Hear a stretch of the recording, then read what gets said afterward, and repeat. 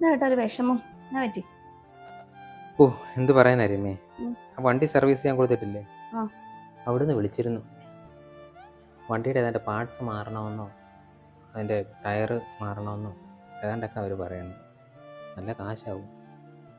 പിന്നെ വീടിൻ്റെ EMI, മോൻ്റെ സ്കൂൾ ഫീസ് എല്ലാം കൂടെ ഓർത്തിട്ട് ആകെപ്പാടെ ടെൻഷൻ. തലയ്ക്ക് പിരി ഇളകിയതുപോലെ. ആ പോട്ടെ, സാരമില്ല, എങ്ങനെയെങ്കിലും മാനേജ് ചെയ്യാം. അത് പോട്ടെ, രമ്യയുടെ ബർത്ത്ഡേ ഈ മാസമല്ലേ? ഈ മാസമായിരുന്നു. എന്താ വാങ്ങിക്കണ്ടേ, പ്ലാൻ ചെയ്തോ? ഓ ഇത്രയും ചിലവൊക്കെ ഉള്ളപ്പോൾ എൻ്റെ ബർത്ത്ഡേ സാരമില്ല, എനിക്കൊന്നും വേണ്ട. ഇത്രയും ചിലവൊക്കെ ഉള്ളപ്പോഴത്തേക്ക് ഇനിയിപ്പോൾ എനിക്ക് അത് വേണം ഇത് വേണമെന്ന് പറയാൻ പറ്റും. പോട്ടെ, എന്നൊന്നും ഞാൻ പറയുന്നത് നിങ്ങൾ വിചാരിക്കണ്ട കേട്ടല്ലോ.